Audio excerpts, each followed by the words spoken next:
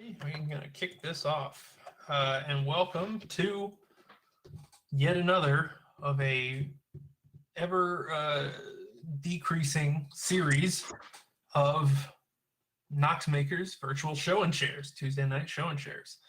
Thank you for coming out to this. We've been doing this for over a year now, and we are excited to have yet another one because it means that we're all coming together as a community. So we have a full deck here tonight of 4 presenters.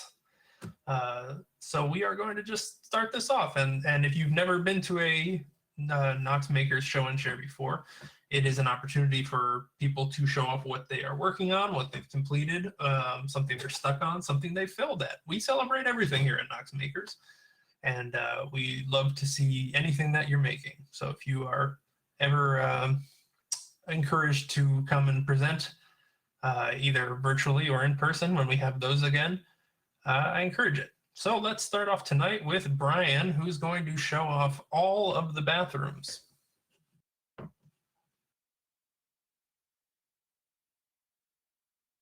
Hey guys.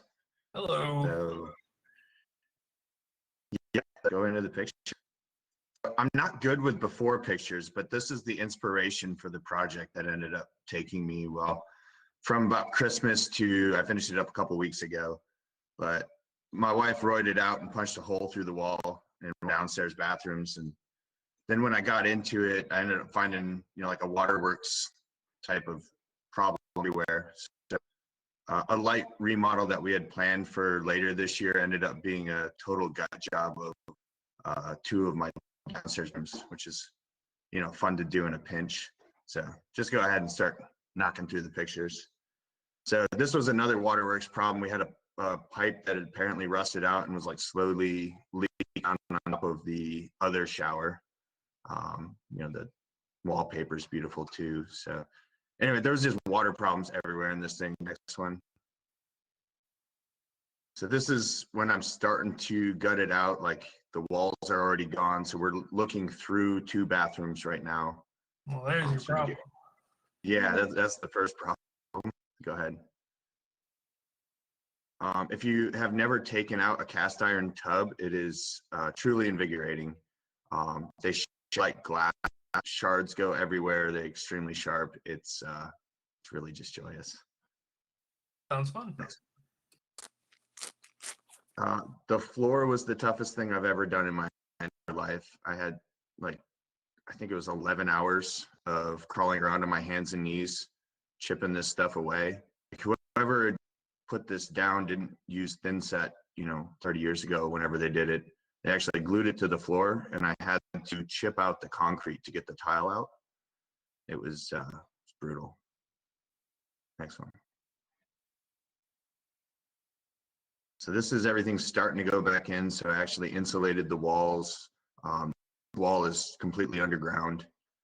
So you really need to have that kind of thermal barrier to keep any sort of condensation from occurring. Go to the next one. These are the walls going back up in the same place, but they were just so rotten out from before we couldn't save them. So it was expensive. This was fun. The one thing I like about building stuff is all the planning ahead you have to do. So the nooks and everything like that that you plan to put in have to go in really early on in the process. So this is just showing where a nook be inside the tub area later.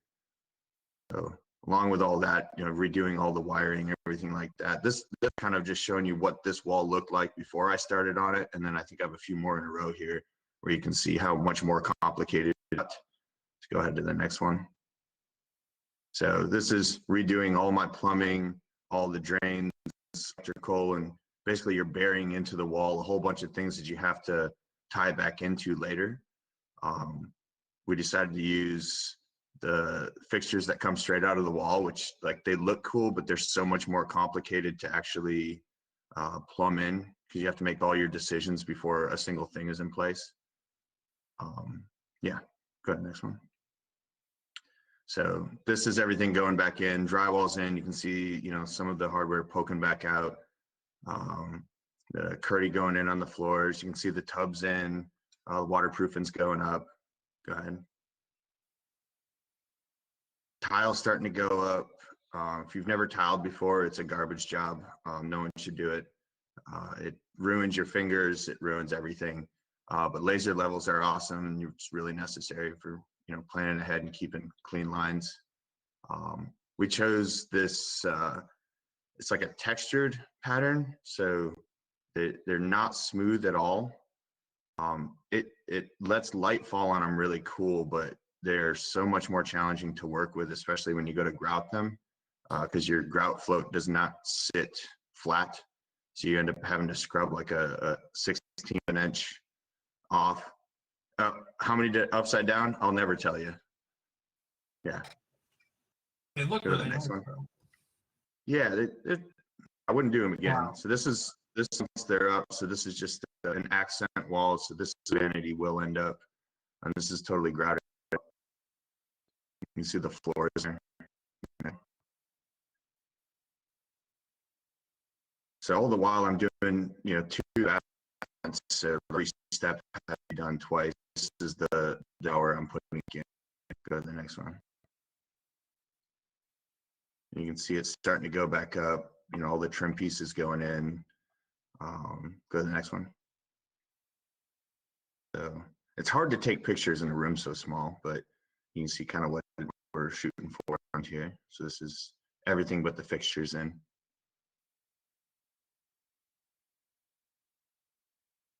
And here's the tub, like everything done except for call. Go to the next one. This is where I finally started some fun. So I built the vanity for one of the bathrooms. This is the what I chose to use. So this is emerald ash boar killed ash. So when the boar kills the tree, it basically drags a fungus along with it, and the fungus is what causes all this speckled staining. I think it looks, people like it, but yeah, go to the next one. So I like speed built this thing over the course of a day and a half. Was really trying to rush it done. So any progress pictures, but here's all the panels glued up. If you've watched a lot of these, the same as another one that I did last year in an upstairs bathroom, but this one had to, like the last one could be a single piece. This one had to be assembled in place. So it's more of a like an IKEA style build on it. So you'll see that in the next couple of pictures. Built in, so this one actually fits down into the wall. You can go to the next picture. I think it shows it. So you can see that set right in. Then that got a back to it, and that backs up into where my washer and dryer. In another couple of months, you'll see a build lapse on that. There's a whole cabinet going behind it that we can use for folding clothes and whatnot. Go to the next one. A natural wood color. Yeah, it's unfinished in this picture, but I just did a tung oil finish on it. So Looks really nice, especially against the tile. yeah, thanks. So this is the actual vanity starting to go in. So the first thing, you need a plate on the back side, and those screws have to hit studs. So again, like you can't find her once the tiles are in. So all the measuring, and I had to know exactly where the studs were from when we did the wall, 2 months earlier at this point. So that was kind of something. And then we start assembling it off from that plate. So you can see it starting to go in the next picture. So there's the top going in. The sides are sitting there underneath. They're about to get pushed up. And I think I have a picture showing how those actually go together. It's a relief cut. Go ahead and go to the next one. Yeah, you can see the trim piece. It's got this bevel on it, and if a tight fit, then you have to bevel cut these pieces. So there's a backside that only fit tight on the leading edge. Um, it's a good way if you're ever doing them or crown molding like that. This is a really good method to really lines and just pocket screwing everything together. So it's nice if you ever had to work on this, you can disassemble the thing in the same way I put it together. Yeah, go to the next one. And so everything from the bottom and put all your plumbing back through it. And this is a ducture. So, and then here's the other bathroom. I didn't show too many pictures on this actually going in, but I'm pretty happy with how it came out. I think the backlighting on the mirror really is on it well. Yeah, it's a very nice glow, especially on those tiles. Yeah, thanks. Yeah, so that was a big project. So I'm really happy it's done. Yeah, it seems like it's all the bathrooms. Yeah, and while I got guys here, there's a working class Thursday. So this Thursday, so 2 days from now, from 7 to 9. It's required for using the working area. If you haven't taken it, please sign up. If you have and want to take it again, please just show up. Don't pay for it in time. So thanks, guys. Cool. Thank you very much, Brian. Small round of applause for Brian. All right. Coming up next, we have Amos, who's going to show a forge toaster. Now, he showed toast-related things in the past and forge-related things, so I'm interested to see how this fuses the two of them together. Hi. So if you go to the first slide, like last November, I came across this picture on Twitter, and I thought that's a really nice picture. It kind of has like that Leyendecker, Norman Rockwell type feel to it, you know, like the buy the war bonds type illustration. And I thought, okay, would that actually work? And Adrian Boyer, who is the RepRap founder, he said, I have tried this propane, you know, the oxyacetylene torches don't burn clean enough even when you get the flame mixed right. Like it just puts a ton of soot into the bread and basically makes something inedible. But there you go. And so on the next slide, I thought, but what about in front of a forge? Because in front of a forge, like you get like this, a lot of IR light that comes out of it. And when you're making toast, you're using mostly radiative heat. It's not as much convective. So what if we could use the IR beam that shoots out of the end of a forge to make toast? Now, of course, you could just take tongs and hold a piece of bread in front of the forge, and yeah, that'd totally work. But I mean, we're already talking about inefficient ways to make toast. So let's overcomplicate it some more.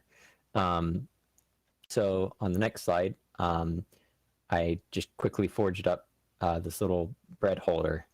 And the idea was to have it placed in front of the forge, and then you could toast one side of the bread and flip it around and toast the other side. And so I started shaping, you know, I didn't really have too much of a plan beyond that. And if you go to the next slide, I found in some salvage piles, I found this handle which like went to some kind of a milling machine or something. It had a set screw on it. And I also found in the metalworking pile this tube stock thing that's got the blue on it, and that was already welded there. So I just cleaned up the joints a little bit and drilled a hole to put a bearing on it.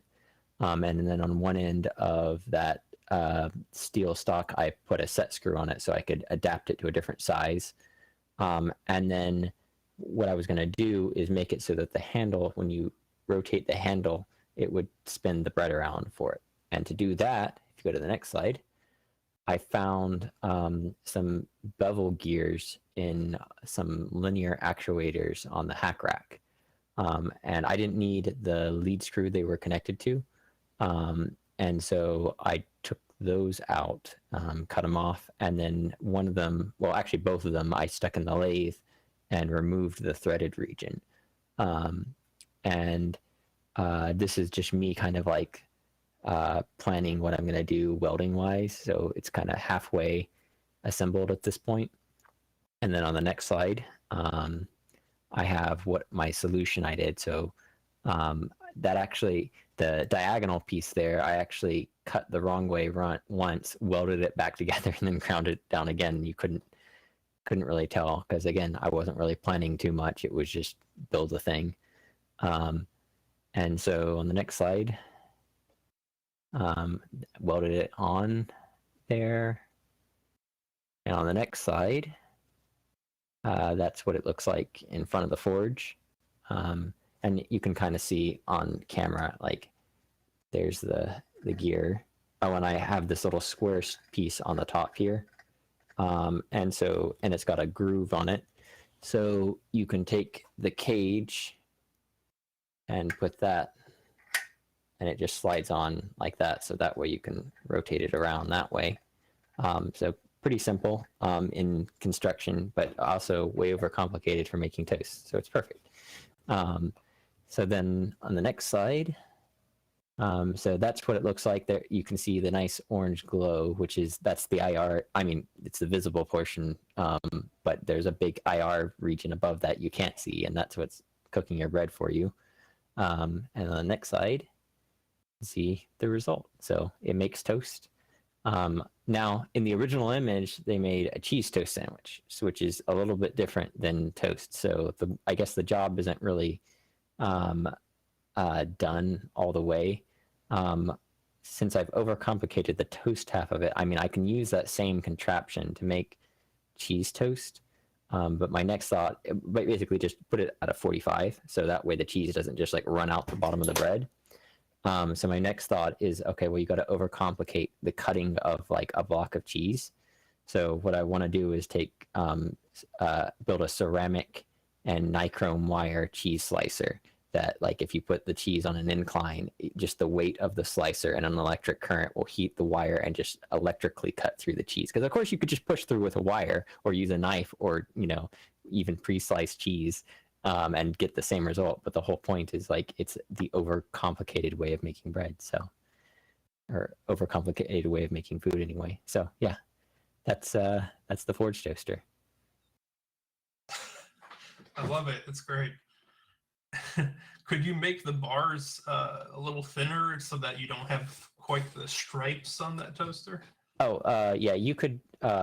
Because I didn't permanently attach this thing on here, you could make any other cage. So like one of the things that we talked about is make essentially the same thing, but just don't put anything on either side, and then have cutouts. So you could have like the Knox Maker logo emblazoned on your toast. That would be awesome.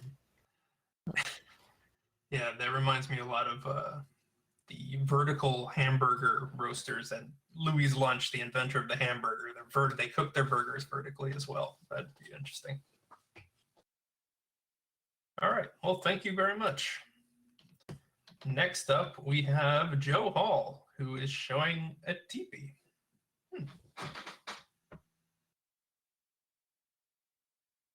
There I am. Hey, everybody. Hello, Joe. I got the mic, so that was a really cool toaster. That was awesome. I made a teepee. This was one of the plans, the patterns that I used for it.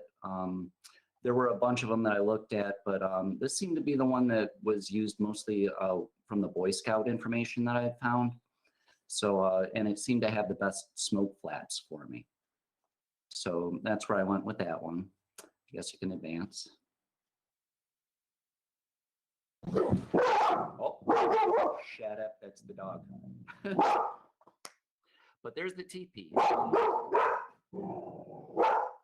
if that's going to stop for a second. Can you take them out right now? Thanks.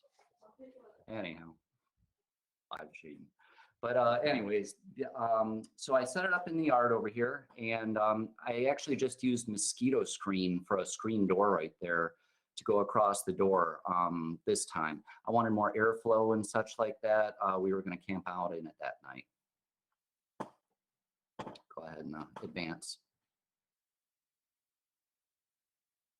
This is the TP. When you put it up, you roll it up and you put it on the lodge pole, they call it. It's the biggest pole out of the tripod, well, more than tripod, but out of the cone.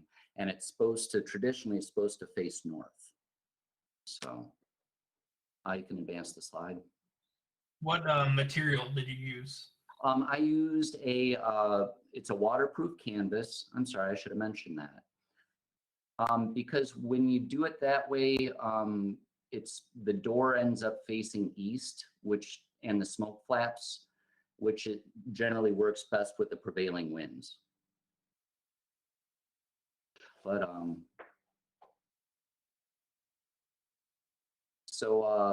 that's these aren't the straightest poles. I found them in my yard, and my yard isn't really that big, so they're what I went with, and it did affect kind of, you see how the TP slumps, but it doesn't really matter as much. This 16-ounce waterproof canvas is nothing really goes through it.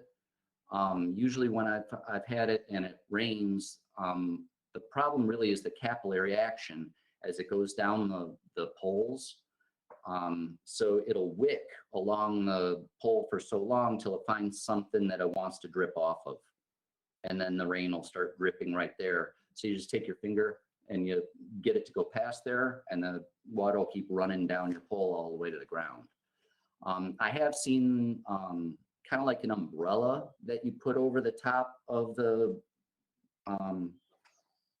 top poles, and it's like you just make a circle like you do out for your door and put it over the top, and it'll act like an umbrella a little bit, but still let the smoke out. I guess you can advance. These are the pins. I cut new pins every time I put it up. I just use some sticks, and I get them to go through there, and it works pretty well. I guess you can advance. So this is pinning the two parts Right. of the tarp? When they come together, the two flaps, after you wrap it around all of the poles, comes together, and then you just hold them together by lacing these boning pins, I guess you could call them, or whatever, through the holes, and it works like, you know, buttons down a shirt, pretty much. Very cool. That's from the inside. I think the rest are more just color shots. I don't know that I have, you know, stuff to say, but I always like that view. I always think it looks really cool. And that's looking out from the TP when we were in it. And these are my happy campers. These are my kids and my cousin's kids and such. Oh, wow. So you could fit everyone inside Yeah, that? it's a large thing. See, it's really, I guess you could say it's a two-man TP. It ends up being a 12-foot TP the way I made it, which is measured, you know, in height, not really diameter. But so like what it really all comes down to is your gear. You and a buddy can go there with as much gear as you want, and you'll be fine.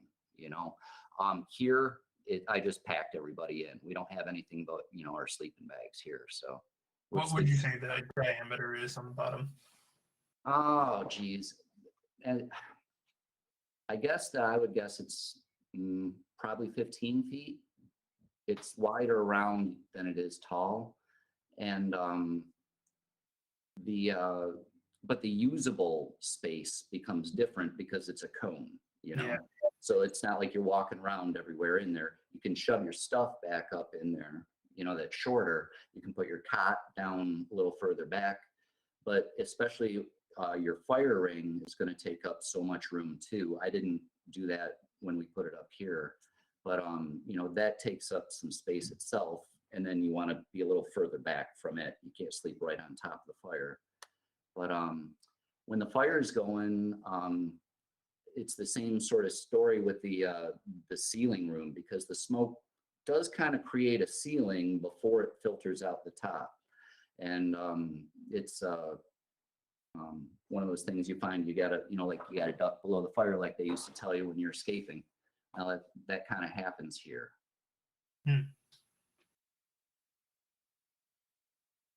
And that's the next morning. You can go ahead.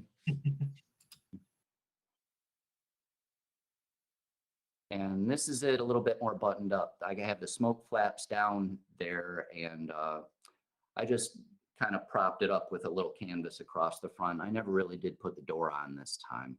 I made my door a lot bigger than they had suggested in the pattern.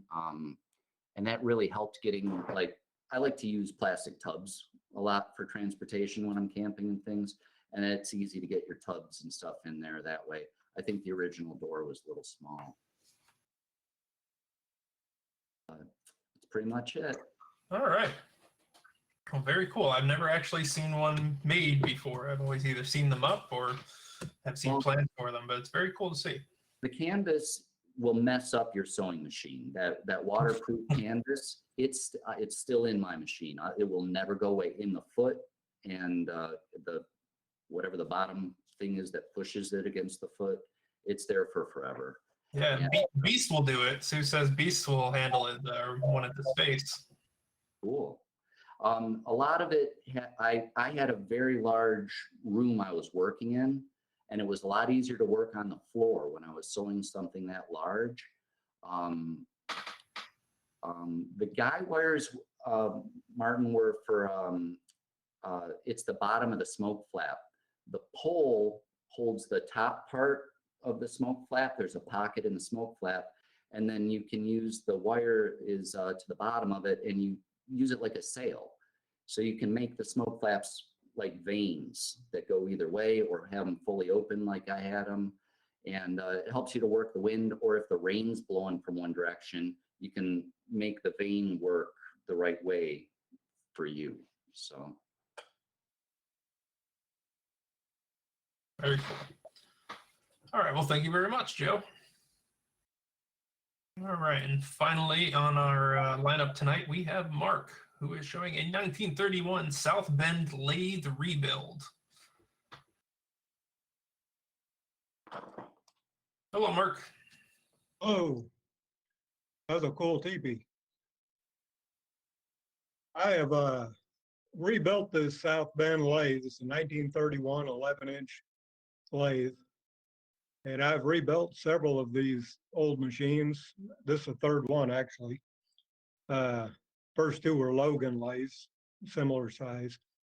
But I really like the old machines. I like the round castings. They took time to make them look cool.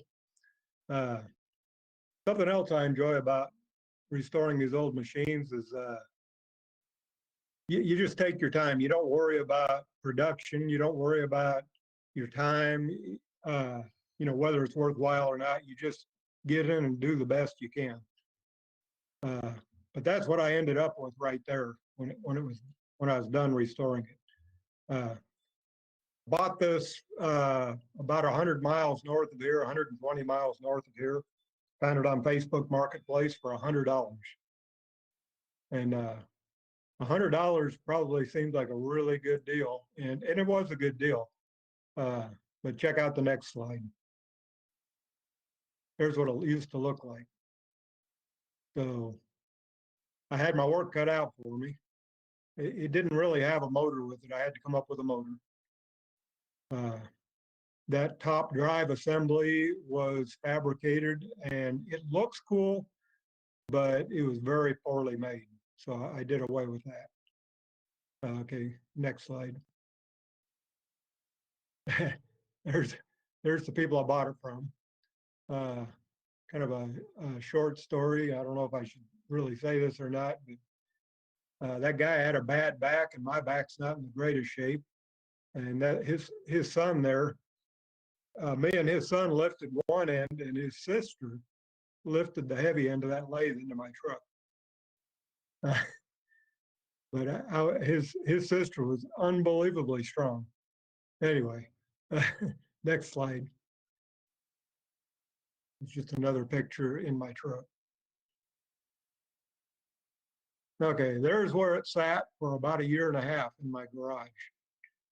I had a lot of other things going, and I was kind of getting psyched up for it. You'll notice the tailstock spindle is missing. There's no hand wheel on it. I had to make those. So that was where I started. So go ahead to the next slide. That was my first attempt at cutting Acme threads.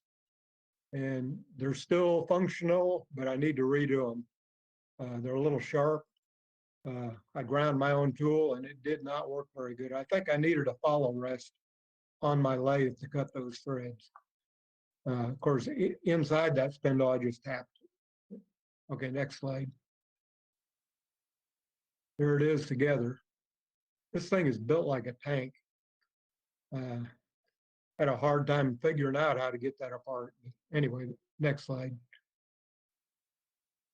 There's a quick change gearbox with a very beat up plaque on it. And I redid that plaque. I wish it was a little better, but it's an extreme, what you'll see in the next slide is extreme difference. Yeah, that's just a close-up of the before I redid it. And there it is, about as good as it's going to get. It would be nice if it was perfect, but I was pleased with the way it came out considering where I started. Okay, next slide. And there's the gearbox restored. The gearbox I did not take apart. It was spotless inside. Of course, it's facing down when it's mounted on the lathe, so no dirt really settles in it. I just cleaned it real good and oiled it, and it works great. Okay, next slide. There's the carriage, front of the carriage, and that hand wheel was rough cast, and that's how it was originally. And I took that hand wheel and I took the handle off it and put it in my other lathe and actually buffed that smooth, sanded it smooth. And I think it really added a lot to it, have that shiny hand wheel. But the original, it was just rough cast, and that's the way they sold them. Okay, next one. There's parts, a lot of parts. And there was a whole lot of wire brushing on a drill, wire brushing on a grinder. I used a power washer, solvents, about everything at my disposal to get that old paint off. And I wore a dust mask and sometimes a respirator because I was a little worried about lead. And I would say there was probably lead in the paint. Okay, next slide. Just another view of the same thing. Okay. Okay, all the other parts are on my workbench there. This is the bed and the legs. And power washer was really a huge plus on that. Plus I used paint remover and a little bit of needle scaling. But I didn't really need the needle scaling. Okay, next slide. There's the bed finished. And it looks like it's in perfect condition. The ways are a little pitted from rust, but not too bad. Okay, next slide. That's the legs. There it is assembled. Okay, next. And it's going together there. Put the carriage on it and the quick change gearbox and the spindle. Yeah, same thing. There, I got the side cover on it. And this right here is my new drive setup. And I really hesitated to drill holes because that's not an original drive setup. But the previous owner, when he put that drive that was on it, that was over the top, had drilled holes in the bed, and I utilized the same holes to mount that. And that's a repulsion induction 1/2 horsepower motor that weighs about 100 pounds, about a 1930 model motor, and that I felt like it was a good fit for that lathe. Okay, next slide. This is just another view of the same. That right there, I made those bearings. I could have put like flange blocks with bearings on it, but I didn't feel like that would look at all original. So I built little bushing blocks that go in the brackets. For the counter shaft. Okay. And there it is mounted. Okay. Yeah, my little oiling caps. Now here's something I'm kind of proud of. That motor right there, I mentioned before, is a repulsion induction. And repulsion induction are kind of weird. I don't really understand exactly how they're different. But that little cover on the motor with the lever sticking out of it, it's got a slot in it. I milled that slot in it. It didn't used to have a slot. You had to take that cover off it. And there was a little detent in there you had to push and then slide a brush assembly. And that would reverse the motor, reverse the rotation. Well, occasionally I want to use a reverse on the lathe, and I didn't want to have to get in there every time and do that. So I made it remote control with a lever. Okay, next slide. That's a little top hat, little handle I made. You pull that forward to relieve belt tension so you can step the belt to a different position. But that matches the tailstock. Okay, next. Okay, that right there is my first try at cutting a gear. I made a threading dial, and I didn't have any gear cutters, so I used a saw, a mill saw. There's no load on a threading dial, and it's meshing. It's not really meshing with the gear anyway. It's meshing with the lead screw on the lathe, and it worked great. My first attempt at a rotary table, cutting a gear, and indexing wheels.